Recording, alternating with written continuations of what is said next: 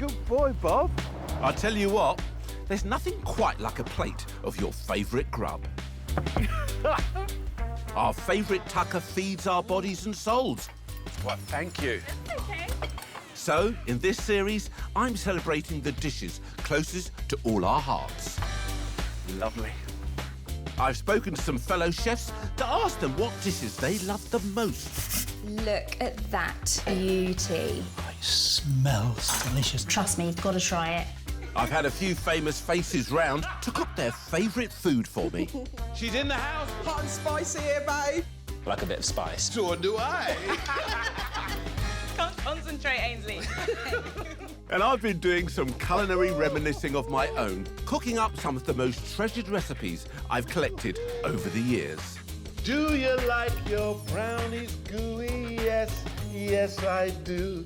The result is a collection of wonderful recipes from around the world that I know are going to inspire you to get into your own kitchens, to cook up and spruce up some of your old favourites.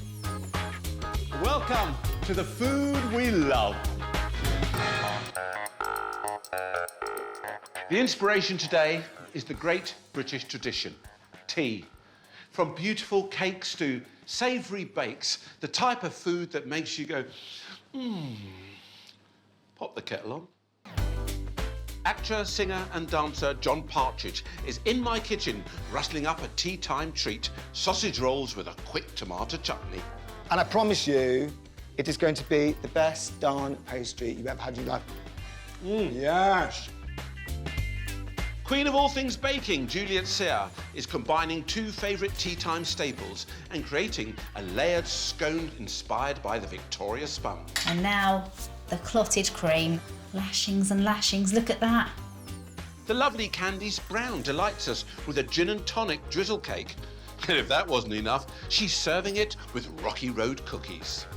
And just look at that beauty. And I've got a special treat for you with my trio of savoury tarts to round everything off. But first, it's the old king of the dessert trolley. Yes, the ultimate chocolate indulgence. Oh, this is my take on the Black Forest Gâteau. What I'm going to be doing for you is my Black Forest brownies with kirsch cream. Oh, wait till you try it. Now, first of all, I've got my chocolate and butter that I've been melting here. Have a look at that. Can you see that? The butter's melted, the chocolate's started to melt a little bit. I've put that over a very, very gentle heat, and we're just going to combine that together. Just stir that round. And at one point, you think it's separated. It's never going to, blend together beautifully. And then the harmony starts to happen, and the beautiful texture starts to blend and shine and everything. Oh, and it really does become incredibly silky and gorgeous. Have a look at that. That's what you're looking for, all right? And then, to that, I'm going to start to add my sugars. I say sugars because I'm using two different types of sugar here. First, I've got 130 grams of soft brown sugar, all of that going in. And then, I've got 130 grams of caster sugar. Now, the reason that I'm using two different types of sugar is that brown sugar gives you a slight toffee taste when it comes to your brownies. Stir that around. Be a little bit patient with it, like when you add sugar to a cup of tea or something like that. It doesn't happen instantly, so you just have to stay there a little bit and just stir that. That's it. Now, what's your favourite tea time treat?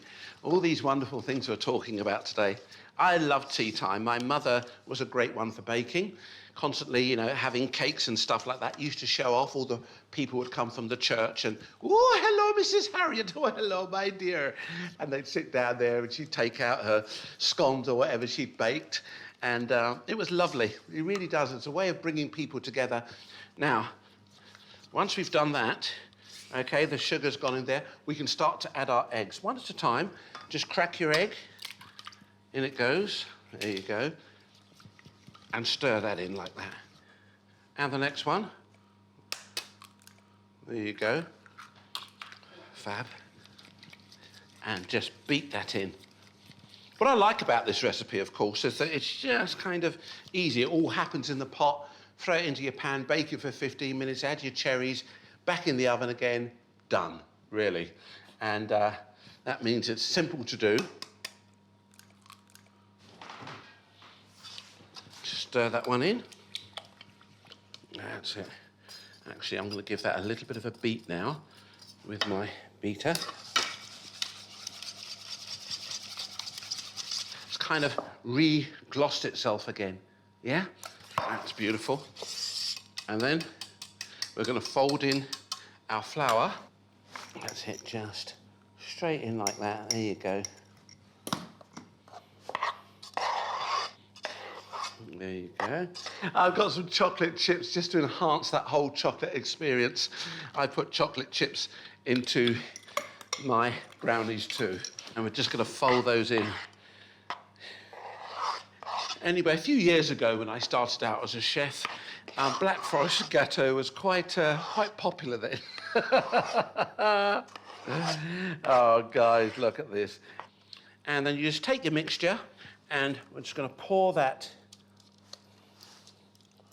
into our parchment-lined baking tray here. Look at that. That's it, beautiful.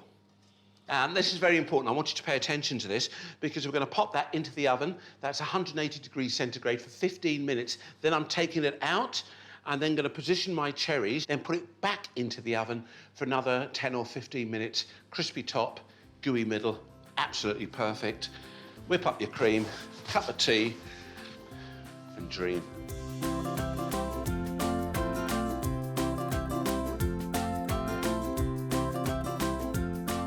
All right, about time we took those brownies out. Wow, there you go. What you've got to think about now is how big do I want my brownies? I think if we cut those in nines, so very gently, just run your knife like that along there. Okay, can you see that? Just like that. And then the other side like this. Beautiful. And then we take our cherries and we're just going to pop the cherries just inside there like that. Can you see that? Just to kind of break that crust just a little bit. I've taken the stone out of these cherries and you're probably thinking, why didn't you put them in before, Ains? Well, if I did put them in before, they'd sink to the bottom. Just push them in like that. There you go.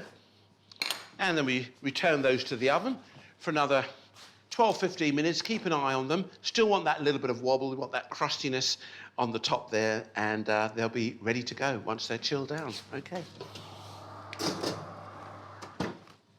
Okay, now, I promised you'd have a little kirsch cream to serve with it, because traditionally when you do a Black Forest Gâteau, you know, you've got that lovely cream with a bit of kirsch going through. A bit of whipping cream. You don't need to do double cream.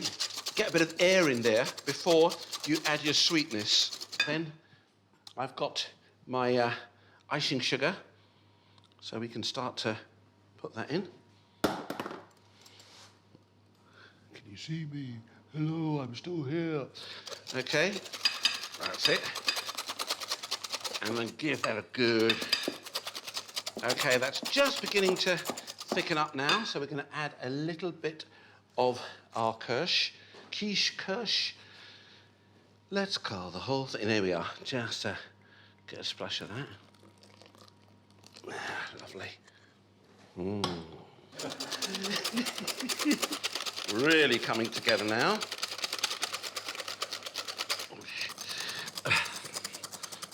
It's hard work, this, isn't it, eh? God, dear. Anyway, let's transfer that now into our bowl. Beautiful. Just pop that in there like that. Perfect. Look at that. Absolutely lovely. I like that, didn't you? Eh? I love a good old dollop of cream. And I've got my brownies now. Look at these, eh? Wow. Oh, look at this. You can just feel that love. There you go. Beautiful. You can hear, listen. Can you hear that lovely crunch? Oh, gorgeous. Wow. And just look at that lovely goo. Look at that, look, if I squeeze that, you could just see that. Ooh, gorgeous. We do like a little bit of chucky goo. Yes, we too like a little bit of goo. How about you? Do you like your brownies gooey? Yes, yes, I do. And then you dust them, and you serve them to your guest. And everyone will come around and say, hey, you make the best brownies yet. I'm delighted to have actor, singer, and dancer is the wonderful John Partridge in my kitchen. Well, you should be my agent. How about that? John, great to have you here. How the devil are you? I'm really good, actually. Last time I saw you, we were taking our clothes off. I know, I was weren't going to say, I hardly recognised you. we? as I know, little the full booty. Monty, but it was great, wasn't it? It really was an overwhelming response and kept that conversation going for me. Yeah, You know. fantastic. Now, what about you and your tea time treats? Is it the time of day that you like to sit down with your partner, have a cuppa and a bit of cake, I love or what? an afternoon tea. I mean, my mum used to love an afternoon tea. There's a place in Bolton, and we always used to go there on a Sunday. There's an antiques fair. My mum loved a knick-knack. So we'd always go and have a look for a little knick-knack, and then we'd stop off for a cream tea afterwards. Love it. Oh, wonderful. Now, you're a bit of a mean cook yourself. What are you going to be preparing for us today? You say that to all the boys. But I'm going to be doing my sausage rolls. What else? It's quite easy, actually. Okay. It's a wet pastry. Normally when people start making it, they think, I've done something wrong because it is quite wet. But it's really easy to remember. It's 250 grams of flour. Okay. 250 grams of butter. I cube mine. You want to get that in. If you're going to do it the good old-fashioned way, get your fingers in there.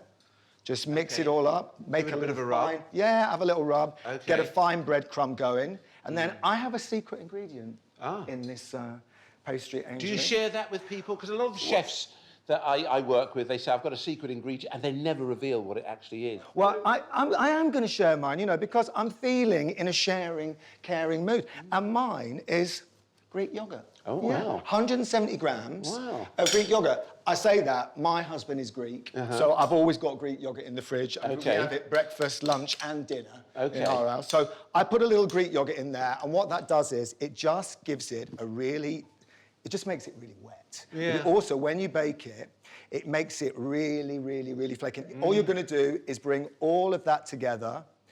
Once it comes together, you're going to roll it into a ball, and you're going to flatten it into a disc. Because I always find when I put my pastry away, because this pastry, because it's so wet, it needs to chill for 2.5 hours. As you can see, that's come together really quite quickly. Yeah. And what happens is, once you flatten that down into a disc, you can see that you've got these lumps of butter, you see they've got the Greek yogurt that's all through it. As you put that in the oven, it just releases all that buttery goodness. I'm telling you. So you are gonna really, like it's it. a very quick version of a puff pastry, isn't It's it? a very quick version of a puff pastry. And that, now, we're going to wrap that in some cling film. Okay. And that's that done.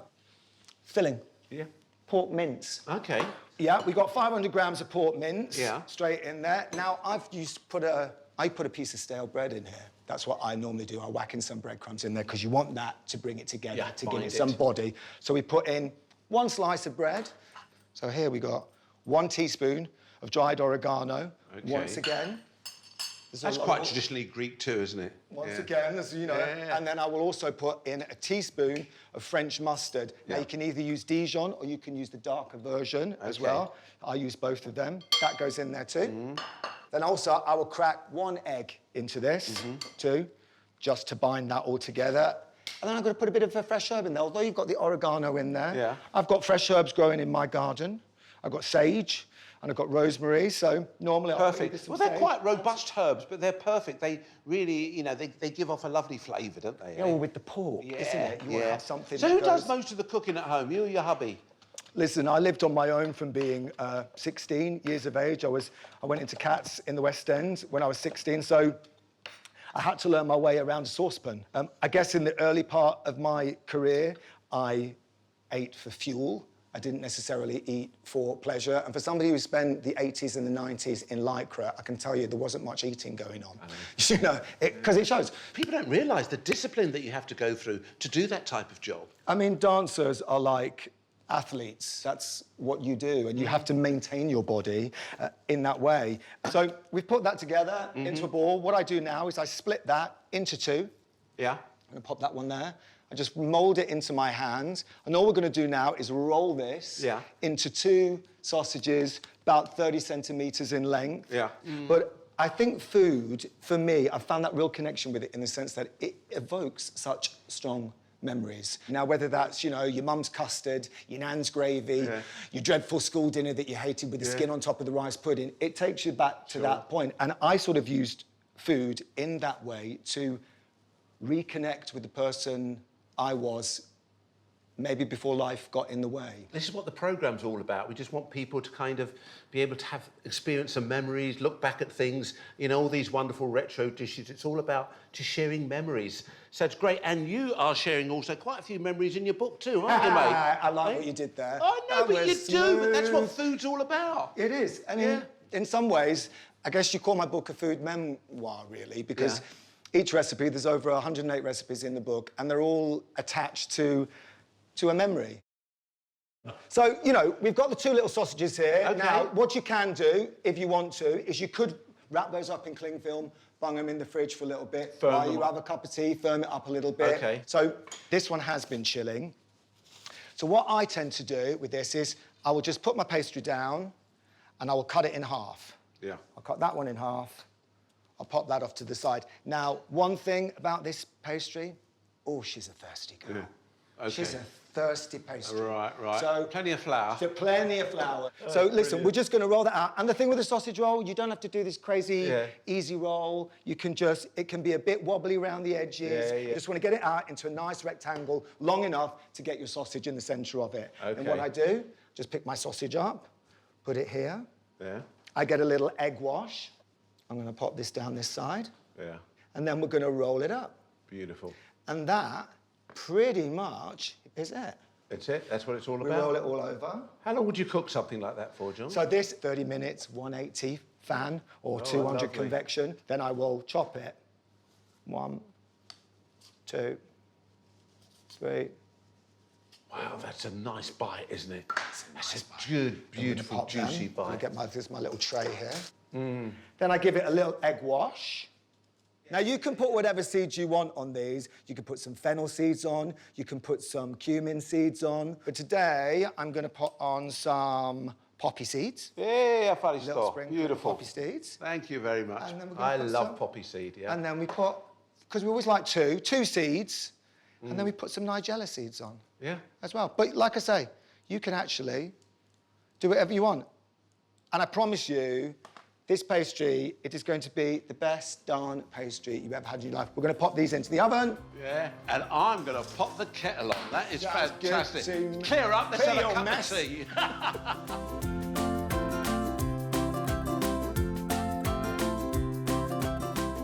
Smell good. Yes. Oh, look at this, eh? That. Fabulous.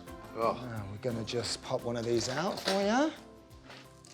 And we've also got a little bit of chutney here. Oh, yeah. Look at this. Keep Gonna it pop simple, that eh? one on there for you. Oh, you're a lovely man. Thank you very much indeed. I'll keep this one for me. Yeah, let's have a bite of that. Hit me. Do you know what? I wouldn't know that that's not puff pastry. It's still so light, still so flaky and lovely, isn't it? So puffy, you know, that butteriness. It's really light and it's really flaky. Excuse me talking while with my mouth open. Really, really lovely. Yes. Oh. I've got John Partridge, wonderful sausage rolls. I've got a lovely cup of tea, and I've got to say, guess what? There's so many more tea time treats coming your way. Cheers, mate. Now it's time for the lovely Juliet Sear with a real showstopper. Check this out. I love hosting afternoon tea, it's a real treat, and it's wonderful to impress your guests. I've taken a classic scone recipe, but given it a twist and turned it into an amazing show-stopping centrepiece.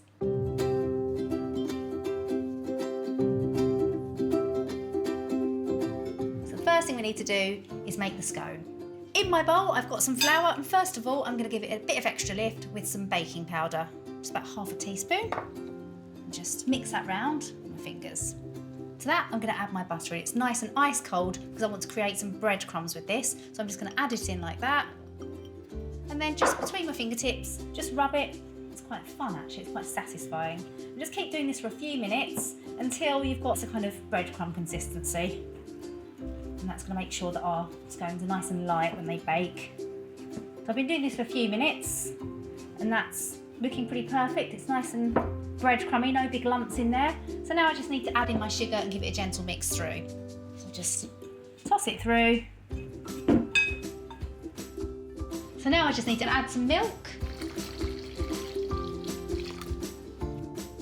And a nice dash of vanilla extract.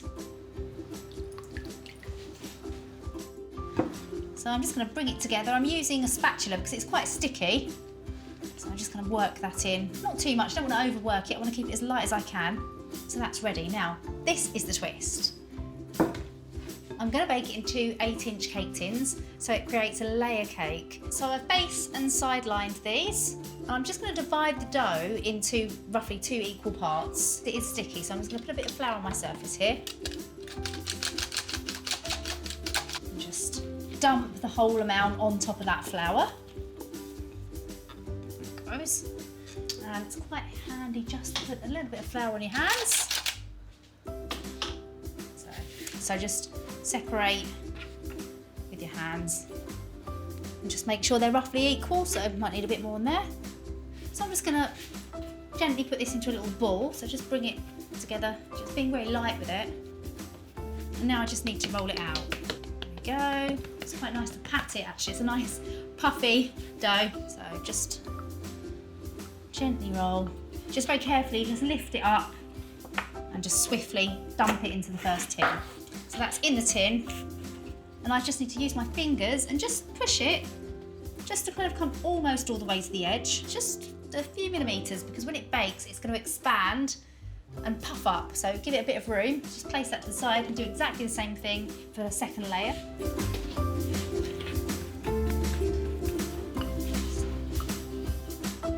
So the last thing to do is just glaze the top of each of these with some egg wash. And this is going to give it that lovely golden brown scone effect on the top.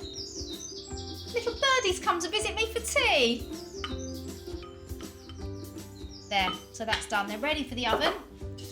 So I'm just going to bake these on 180 degrees for 20 to 25 minutes until they're cooked through, risen and golden.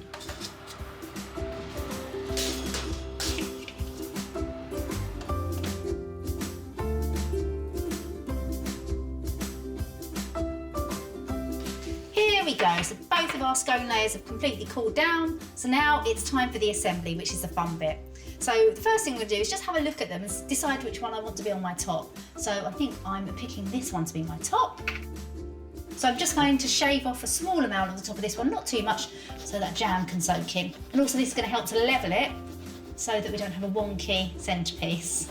So pick your stand and then place the first scone layer on. I've got some lovely jam here and I'm just going to spoon that over the base layer. About half a jar is going to go on here, half to 3/4. Spread that evenly over my base layer. And it doesn't matter if it kind of splats out the sides of it, it makes it all the more inviting, I think. And now the clotted cream, the classic for your scone recipe. Lashings and lashings, look at that. What a perfect tea time treat. And now it's time to top it off with the next layer, so on it goes. Look at that, delicious. And there it is, my epic scone layer cake. Perfect centrepiece for your afternoon tea.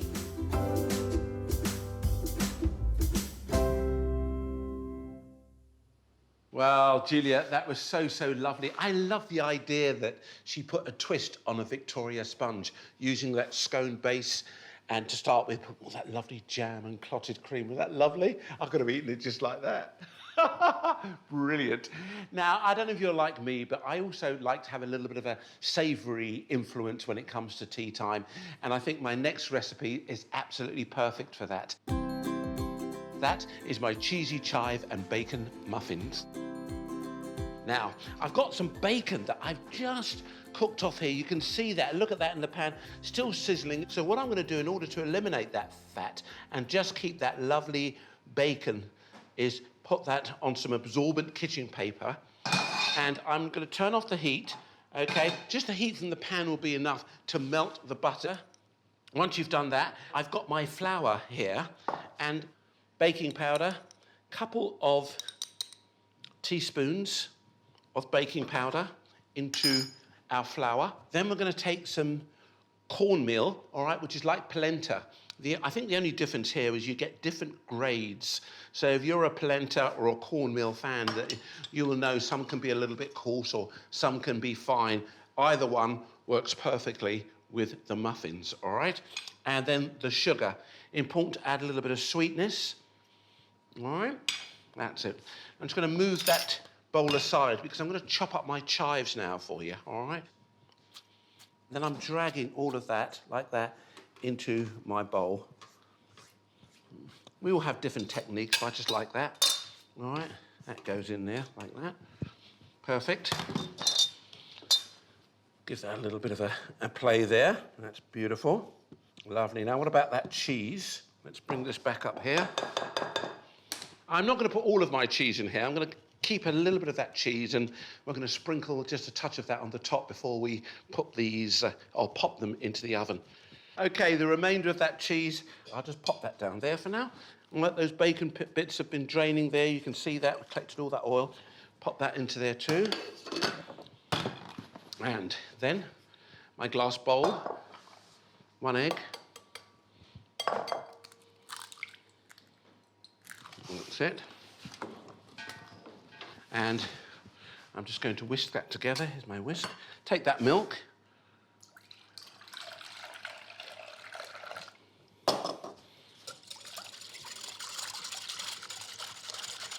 Perfect. Lovely. And then the melted butter. All of that, look at that. All of that is going in there, look. There they are. Lovely. That's it. Just mix that through a little bit, and then we can start to mix that and bring our muffin mix together.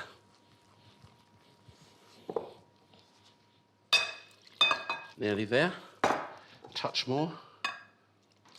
I think that is fine. Don't over mix any of those things. Just kind of falls off the spoon so much easier. That's it. Starts to get a little sticky again. Back into the hot water. Ah, I've got to tell you the smell. Oh, look, I've done it. There's me talking about that. I've got a bit lazy, look. I know what you're thinking. No. And why shouldn't you, eh? But chefs, anybody can make that mistake. There you go. That's it. And those that are looking a little bit light, you can just top them up. But remember, in order to make them extra cheesy, you can just sprinkle a little bit of that cheese on the top there. Just a touch. Look at that. There we are. Hey, absolutely perfect. Let's get those in the oven. That's 200 degrees centigrade, gas mark 6, for about 20-25 minutes until they puff up, lovely and golden. Then we'll take them out and wipe them on a rack.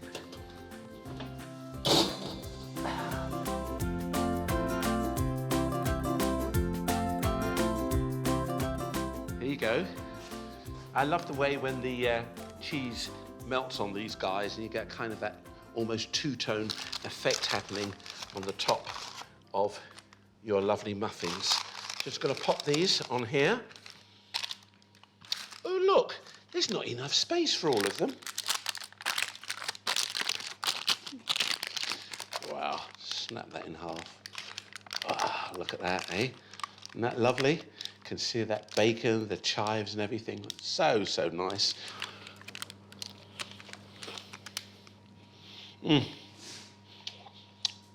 Can't beat that salty bacon taste, can you? Chives and cheese. It is just the perfect combination. And now Candice Brown puts a naughty twist on a lemon drizzle cake. So today I am going to be making a lemon and lime gin and tonic drizzle cake. It is fruity, and it's just lovely. So the first thing we're going to do is we're going to use self-raising flour, then golden caster sugar. Now it's really important to make sure that the butter's quite soft, otherwise you're going to end up with lumps. Okay, then we have got 4 eggs. We then want 1 teaspoon of baking powder, and that just helps give you a really kind of nice light sponge. We're going to zest in 1 lemon and then 1 lime. Okay. And then 50 mils of tonic water. And then finally, because I just think it works so, so lovely with lemon and lime, is a little bit of rosemary. So in goes our finely chopped rosemary. We're just going to blitz that all together until it's really, really nice and smooth and light. My thing is, if it tastes okay raw, it should be all right cooked.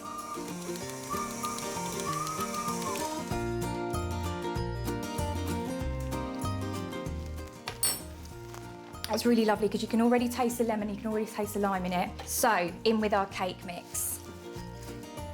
So once you've got all your mix in, you want to just spread it round. Okay, so just give it a little jiggle.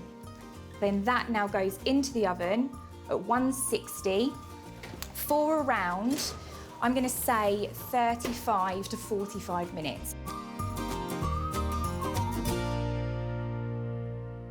So while our lovely lemon and lime gin tonic drizzle cake is baking, I'm going to show you how to make the naughtiest, cheekiest, filthiest Rocky Road cookies ever.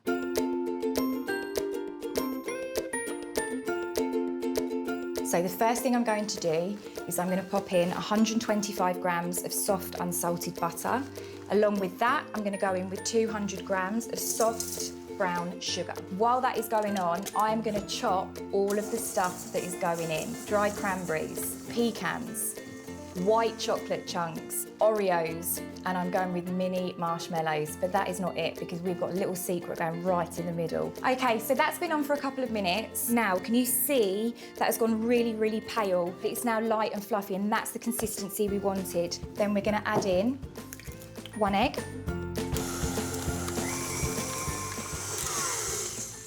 Perfect. So our egg's been mixed through. So into that, I am now adding in plain flour, cocoa powder, and that is my drizzle cake. Look at that. That honestly smells just so incredible. So while that cools down ever so slightly before we drizzle, I can finish off my cookies. So I'm going to add in a ½ a teaspoon of baking powder, pinch of salt,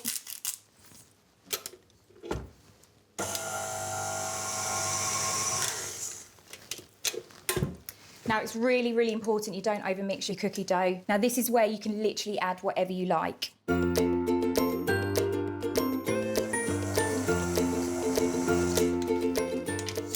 Oh my gosh, just look at that. So the size of the cookies, we want to be using about a dessert spoonful.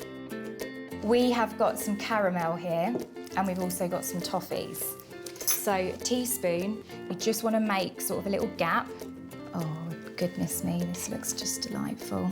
Okay, then we're going to take a little bit more of our cookie mix, and we're going to pop that kind of over the top. And what you want to do is kind of just hide that caramel if you can. And I'm literally going to do the same thing with the toffees. These are going to go into the oven for 10, 12, 14 minutes maximum. Just look at those. I mean, that's pretty much a meal in itself. And now for the drizzle. So, tempting as it is, the gin and the tonic is going into the drizzle. So we're going to put those in together. Then we're going to add in around about 50 grams of caster sugar. Then we want the juice of the lemon and the lime that we zested earlier, so no wastage. Give that a little mix, okay, and then I'm just going to pop that on a medium heat on the hob and let that bubble away. Right, now for the moment of truth. Yes, and as you heard, it did not stick. And just look at that. beauty. What I now need to do is poke some holes into the sponge. So when I drizzle the syrup over, it goes right down and seeps all the way through into that sponge. A little bit fancy, gin and tonic drizzle cake, followed by the very fun and the very, very naughty Rocky Road cookies. Oh, I don't know which one first.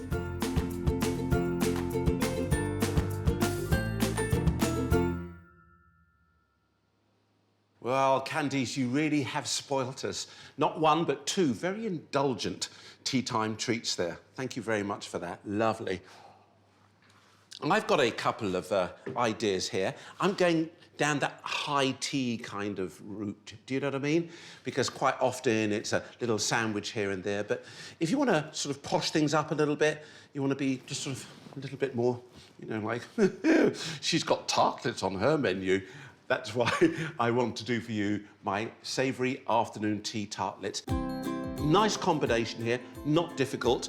And first we're going to be starting off making the pastry. Take your flour, put that into the food processor. Okay, you could do this by hand, of course, but if you've got one of these, and, you know, most of us have, some are in the cupboard. And I've got one egg here. I'm going to crack my egg. And I'm just going to beat that up a little bit.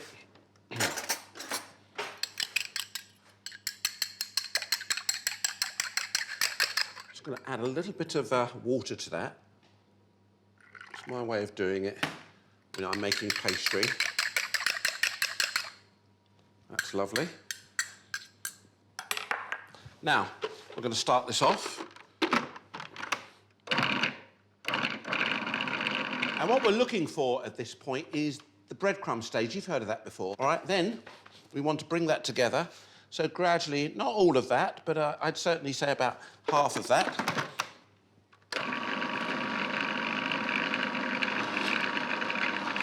Okay, and that's looking quite good. And just a little bit more. There we are.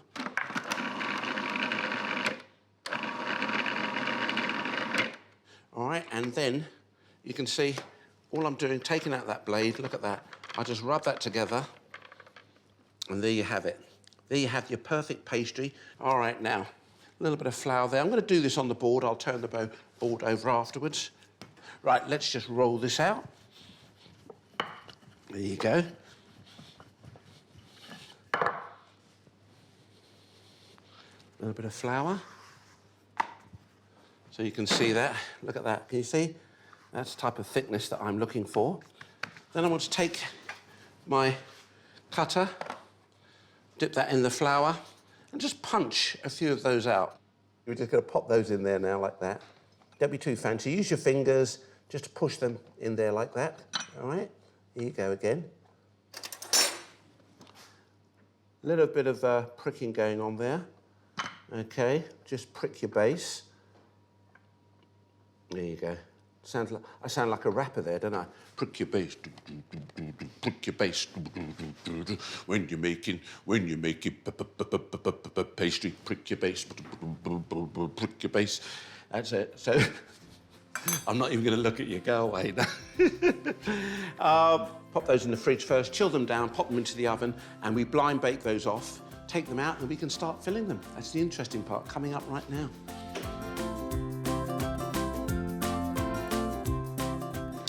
Look at that. Now, what about the filling for those tartlets? First one I'm going to do here, I've got the salmon with mustard, Dijon mustard and dill. Over here, I'm going to be doing an artichoke with ricotta, lemon and mint. And this one's going to be the tomato, basil and ricotta too. So you've got a combination. Let's start off here with the salmon. You're taking your cream and pouring that into your bowl. 1 egg.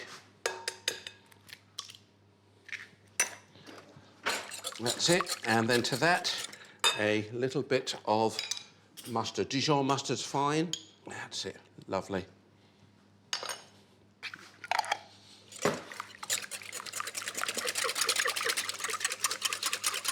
So simple, isn't it, eh?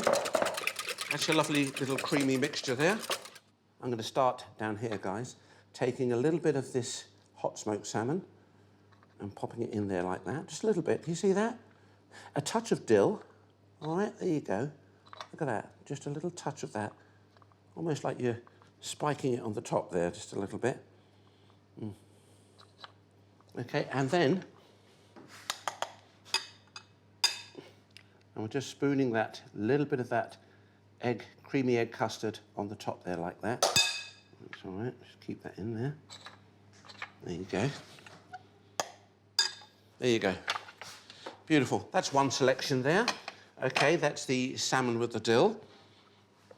Okay, what about another choice that I've got here? Well, we've got some ricotta that I've got here with an egg. Ricotta going into your bowl along with one egg. Just going to bring that together. That's lovely. And then we've got some artichokes. So just chop it up and pop them in there like that. There you go. A little bit of garlic there going inside too. And a touch of lemon zest. Oh, really using my grater today. So glad I got that grater for Christmas.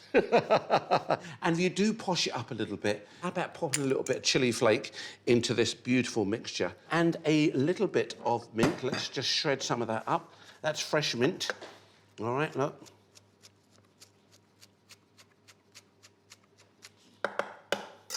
There we are. A little bit of mint going in there too.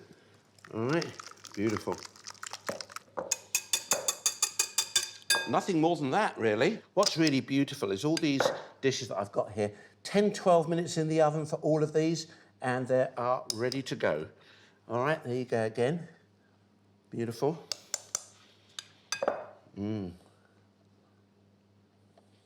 That's it. And the tomato one, the tomato, ricotta and basil, same principle. You've got the ricotta with the egg, all right? Chopping up, shredding up some of that basil, like I did with the mint. A little bit of parmesan going in there too. But there we have it, guys. Okay? Look at that, so simple. Let's show you the end result. Here you go. Aren't they nice? All right, I'm going to serve a few of those up and pop those onto a plate. And then I think I'll pop the kettle on again. Hey, right, let's get those out.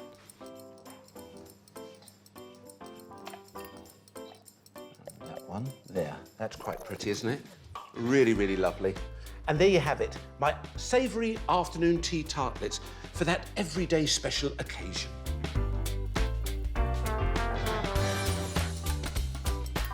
What a perfect way it has been to celebrate the nation's most treasured time of the day. Black Forest brownies with kirsch cream, a layered scone cake, cheesy chive and bacon muffins, gin and tonic drizzle cake, and my savoury afternoon tea tartlets. What a treat. I don't know about you, I think I fancy another brew. Go on, pop the kettle on. See you soon.